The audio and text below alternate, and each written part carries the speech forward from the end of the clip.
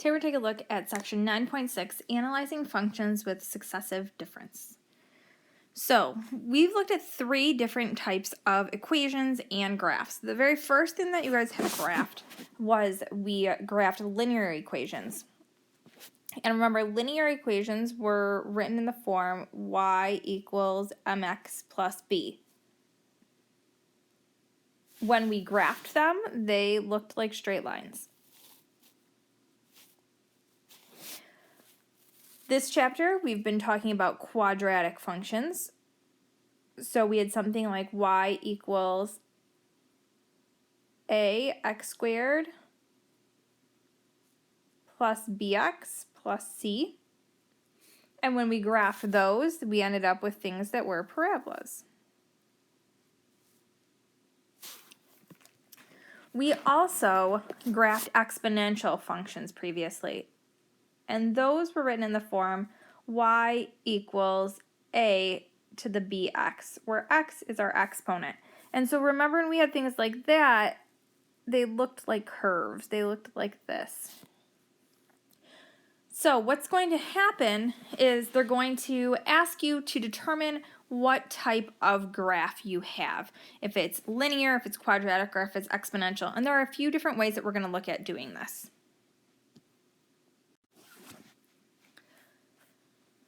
So we're going to go ahead and we're going to determine what type of graph this is. And the first way we're going to do it is we're going to do this by graphing and simply plotting the points. Okay, so we are going to go ahead and I'm going to say, okay, we have the ordered pair -2, 5, -2, 5. We have the ordered pair -1, 2. I have 0, 1. I have 1, 2. And I have 2, 5. If I connect this graph together, I'm going to notice that it is indeed quadratic. I'm going to go ahead and do the same thing with this one over here. I'm going to go to -1, 0.25. So 0.25 is a little bit bigger than 0. We're going to have 0, 1. We're going to have 1, 4. I'm going to have 2, 16, which is going to be off the graph. You want to make sure you're being careful. This doesn't come back up. They don't give us any indication that it does come back up on the left-hand side. So I know that this is going to be an example of an exponential graph.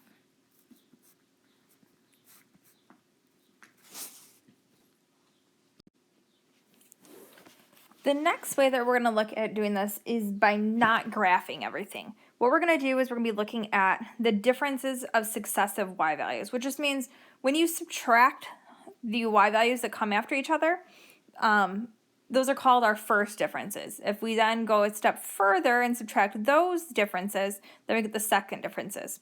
So make a little bit more sense when we do a few examples with them. So, however, if we do the first differences and they're equal, the function is going to be linear. If we look at the second differences and they're equal, then it's quadratic. If neither of those things happen, then what we want to do is we want to check the ratio. So I want to say if I reduce our y values as fractions, if we get the same thing, then it's going to be exponential. So let's take a look at a few examples to make this a little bit clearer. All right, so taking a look at these, we're always going to be looking at our y values when we're talking about these. So I'm going to go ahead and I'm going to look at my y values and I'm going to say, okay, to get from -8 to -3, or -3 minus -8 is going to give me +5. 2 minus a -3 is going to give me +5. 7 minus 2 is 5. 12 minus 7 is also 5. So all of these things are the same. So that means our first differences are the same. So this is an example of a linear function. And that one's done. All right, here's our next example. So again, we're going to do successive differences. So 4 minus 8 is -4. 2 minus 4 is -2. 1 minus 2 is -1. 0.5 minus 1 is negative 0.5. So those are all different, which means it's not linear. So now we're going to go ahead and we're going to look at our second differences, which means we're going to subtract here. So I'm going to have negative 2 minus 4, or minus a negative 4 rather, which would give me positive 2. Negative 1 minus a negative 2 will give me a positive 1. Negative 0.5 minus a negative 1 is going to give me a plus 0.5. So again, all these are different, so I know that it's not quadratic. The last thing that we want to check is we want to check the ratios. And so when I'm saying that, what I want to do is I just want to take the next y value and put it over the previous one. So for example, if I'm looking at these first two right here, I'm going to have 4 over 8, which reduces to 1/2. I'm going to have 2 over 4, which reduces to 1/2. I'm going to have 1 over 2, which is 1/2. And then I'm going to have 0.5 divided by 1, which is the same thing as 1/2. So because these ratios are the same, that's an A, not a U. Because these ratios are the same, then this function right here is an example of an exponential one.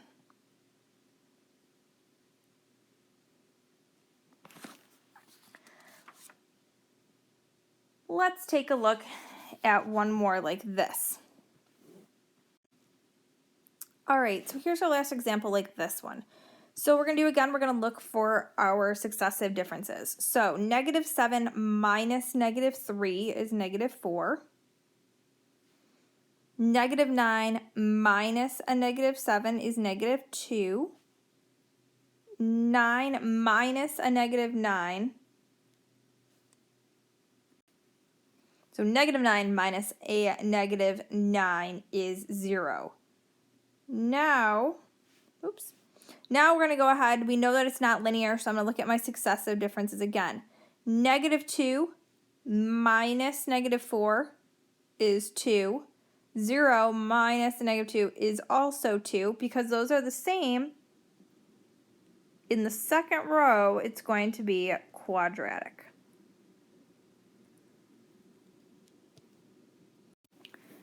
All right, the last part of this is probably the most difficult part, and it's going to be actually writing the equations. So first we're going to figure out what type of equation that we have.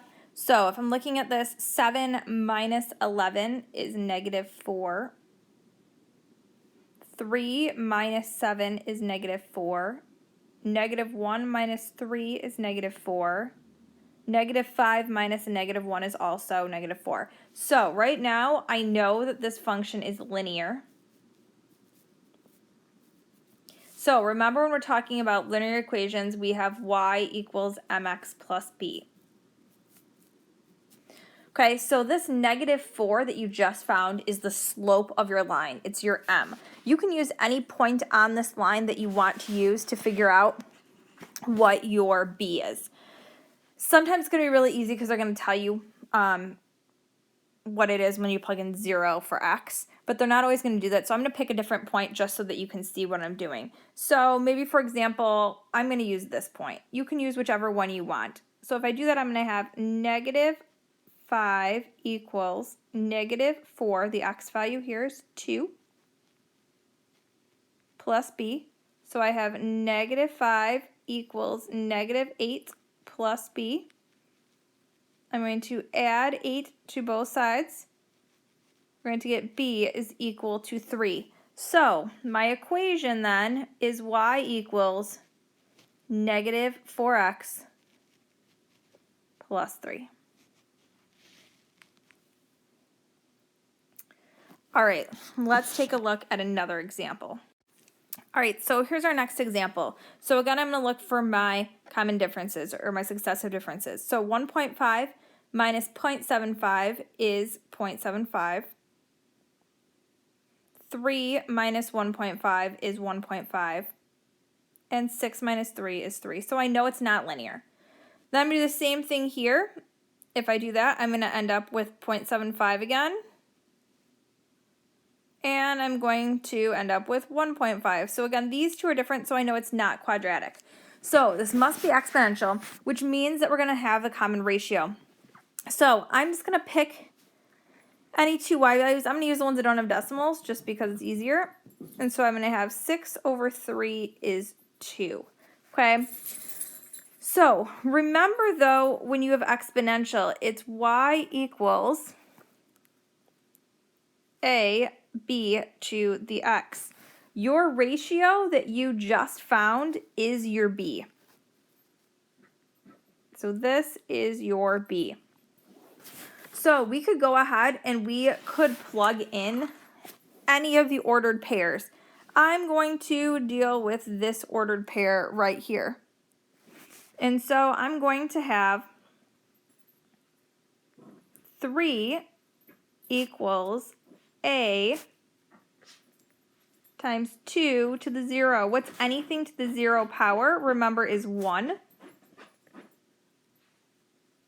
So this is telling me that a is equal to 3. So I know that my equation then is y equals 3 times 2 to the x.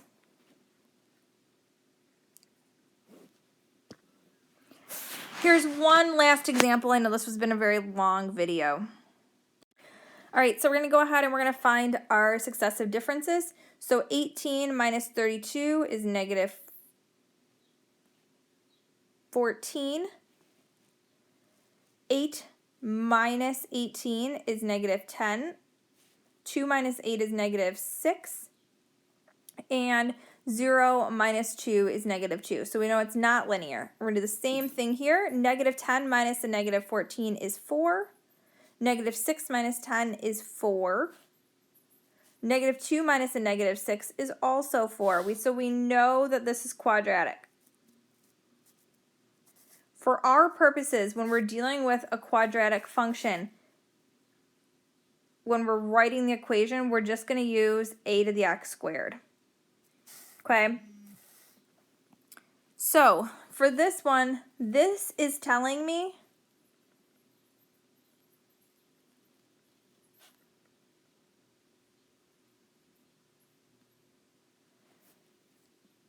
that we're going to go ahead and we are going to pick any ordered pairs here to figure out what a is. So I'm going to use this ordered pair right here. You could use whichever one you want to use. I'm going to plug into here and I'm going to have 2 equals, we're figuring out what a is, and I have negative 1 squared. I know that negative 1 squared is 1.